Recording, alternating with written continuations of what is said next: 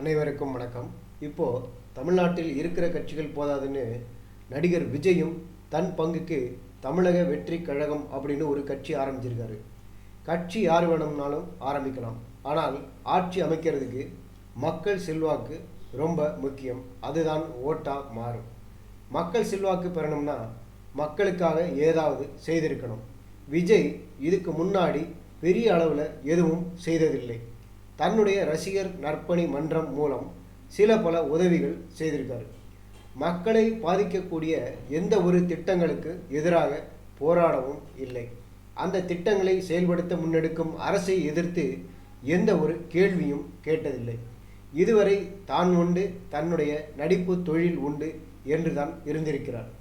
அவர் 2026 தமிழக சட்டமன்ற தேர்தலில் தான் போட்டியிடப் போவதாக அறிவித்திருக்கிறார். வரப்போகிற நாடாளுமன்ற தேர்தலில் யாருக்கும் ஆதரவில்லை என்றும் சொல்லிவிட்டார். 2026 தேர்தலுக்கு இன்னும் முழுதாக 2 வருடங்கள் இருக்கிறது. அதற்குள் என்னவெல்லாம் நடக்கப் போகிறதோ தெரியாது. ஆனால் விஜய் அரசியல் கட்சி தொடங்கியதும் முதலில் குதிக்கிறது அதிமுக. மக்கள் திமுக மேலே கடும் அதிருப்தியில் இருப்பதால் 2026 தேர்தலில் தாங்கள் எளிதாக ஆட்சியை பிடித்து விடலாம் என்று கனவு கண்டு கொண்டிருந்த அதிமுகவினருக்கு விஜயின் அரசியல் பிரவேசம் கடும் எரிச்சலையும் கிளியையும் ஏற்படுத்தி இருக்கிறது என்பதில் எந்த சந்தேகமும் இல்லை. திமுகவுக்கு தெரியும், தங்கள் தொடர்ச்சியாக 2 முறை ஆட்சி அமைக்க மக்கள் ஆதரவு இருக்காது என்பது. அதனால் கிடைத்த 5 வருடங்களில் முடிந்த அளவு அடிப்பதை அடித்து விடுகிறார்கள்.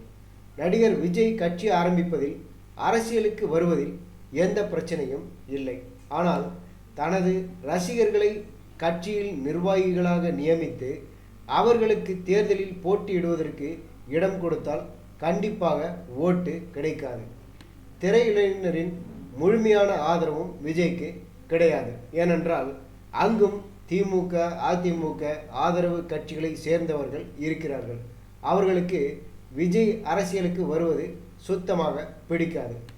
அதுபோலவே பெரும் ரசிகர் பட்டாளத்தை வைத்திருக்கும் ரஜினி, அஜித் போன்றவர்கள் விஜய்க்கு எதிராகவே எப்போதும் கருத்துக்களை பதிவு செய்து வருகிறார்கள். ஓட்டு போடுவதற்குத்தான் வயது 18 இருக்க வேண்டும் என்பது போன்ற சட்டங்கள் இருக்கிறது. அரசியலுக்கு இவர்தான் வர வேண்டும், இவர் வரக்கூடாது, அப்படியெல்லாம் எதுவும் இல்லை.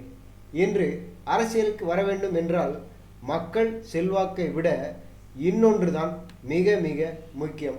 அதுதான் பணம். மக்கள் நல்லவனா கெட்டவனா, இவன் வந்தால் நாட்டுக்கும் நமக்கும் நல்லது செய்வானா என்றெல்லாம் பார்த்து ஓட்டு போடுவதில்லை.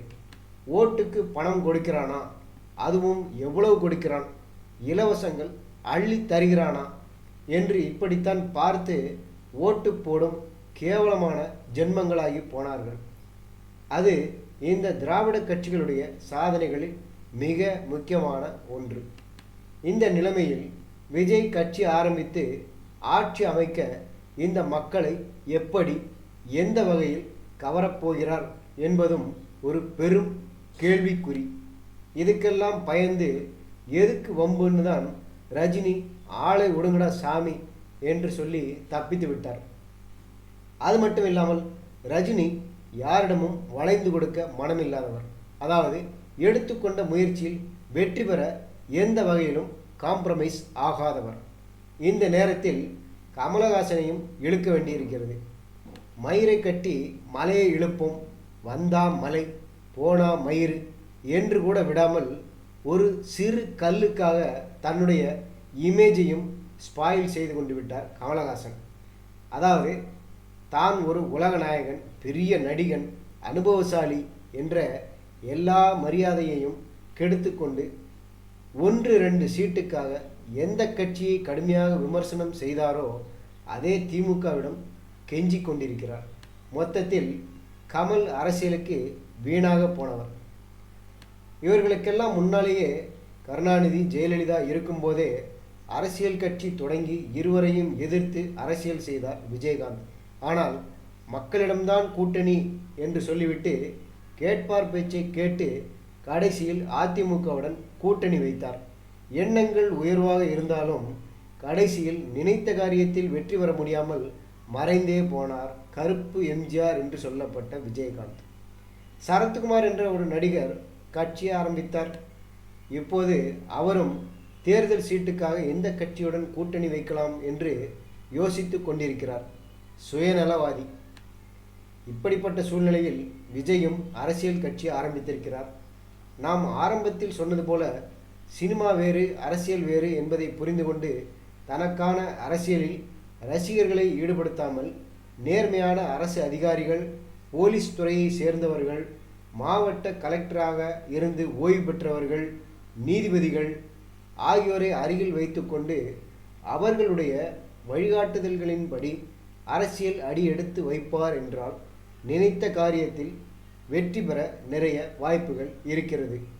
எந்த கட்சியுடனும் கூட்டணி என்ற பேச்சுக்கு இதில் இடம் இருக்கக்கூடாது. ஏனென்றால் எல்லா கட்சியினுடைய அந்தஸ்தும் அருகதையும் எல்லோருக்கும் தெரிந்த விஷயம். முக்கியமாக இலவசங்கள் அறிவிப்பு, ஓட்டுக்கு துட்டு கொடுத்து ஓட்டு வாங்க வேண்டிய அவலம் இருக்கவே கூடாது.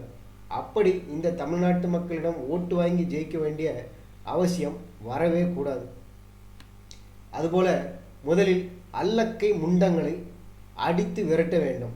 இல்லையென்றால் கூட இருந்தே குழி பறித்து விடுவார்கள். இனிமேல் தான் விஜய்க்கு தலைவலியே இருக்கிறது. விஜய் பார்ப்பாரா இந்த வீடியோவை? நன்றி.